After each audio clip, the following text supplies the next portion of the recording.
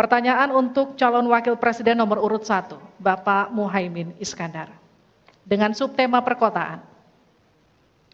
56% penduduk Indonesia tinggal di perkotaan dan mencapai lebih dari 70% di tahun 2045. Permasalahan akan semakin kompleks, seperti transportasi publik, sampah, dan kawasan kumuh.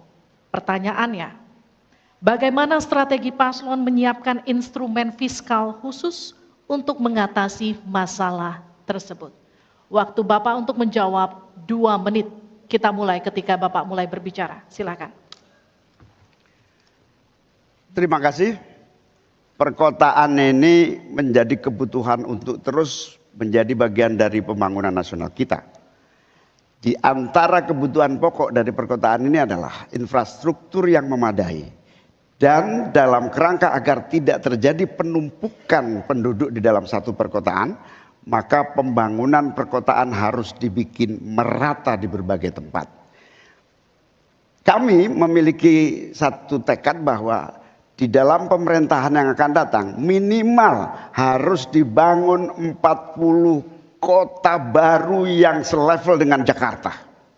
Dengan kemampuan menampung jumlah penduduk, memberikan sarana dan prasarana yang memadai, sekaligus kemampuan untuk terjaganya lingkungan yang memungkinkan untuk sehat.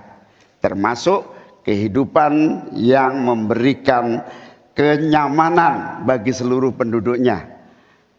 Di mana perumahan tidak terlampau jauh dari pusat-pusat pekerjaan, di mana akses pendidikan bisa sampai pada yang dibutuhkan. Sementara fiskal yang dibutuhkan, kita harus pandai-pandai mengambil prioritas. Sekali lagi, kita bukan setuju atau tidak setuju IKN. Yang paling penting adalah prioritas kepemerataan dan keadilan agar terbangun kota-kota sehingga sarana air bersihnya terwujud. Balikpapan kasihan, Banjarmasin kasihan, Pontianak kasihan. Karena apa? Kota-kota ini dalam waktu singkat bisa kita sulap menjadi lebih baik. Karena apa? Fiskal yang kita sediakan dirata adilkan di masing-masing perkotaan. Terakhir, bahwa perkotaan membutuhkan pendanaan, kita harus libatkan investasi swasta yang kita beri kepercayaan lebih baik lagi. Terima kasih. Saya berikan kesempatan kepada Pak Gibran, Cawapres nomor 2 untuk menanggapi. Waktu Anda 1 menit, silahkan. Gus Muhaimin ini agak aneh ya. Pengen bangun kota selevel Jakarta tapi nggak setuju sama IKN. Tapi ya monggo lah ya, nggak apa-apa. Yang jelas untuk permasalahan perkotaan kita harus menggarap transportasi umumnya.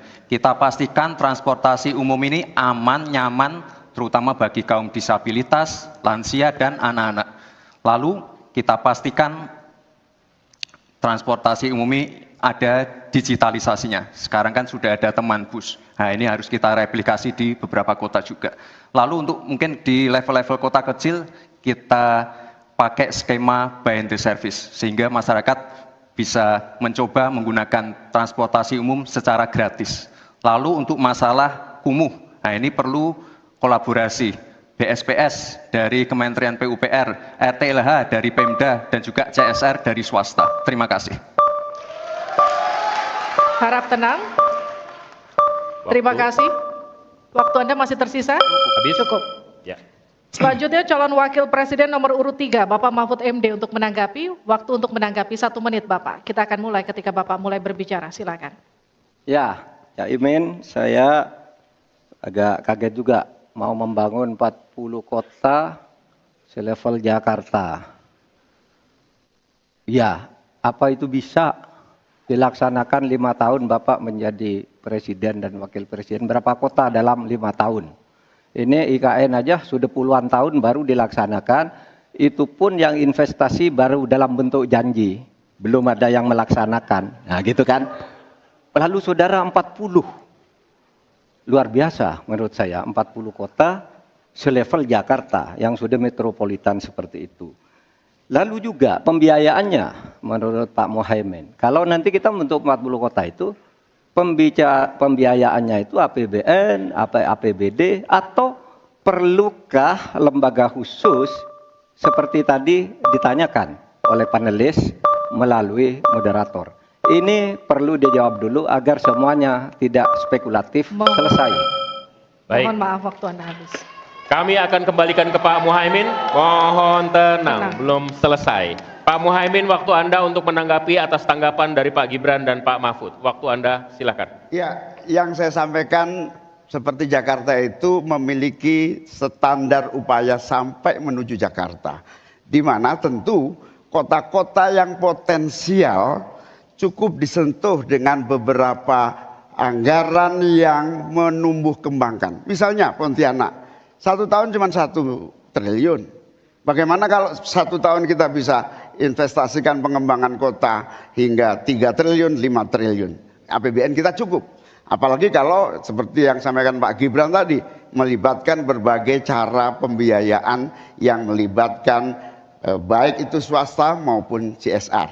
Jadi apa yang saya sampaikan selevel Jakarta itu target utama. Tetapi yang lebih penting dari itu adalah infrastruktur yang dibutuhkan dipersiapkan dari potensi yang sudah ada. Sehingga dalam waktu singkat kota-kota 40 kota itu benar-benar sudah menggunakan potensi yang sudah dimiliki yang ada. Habis.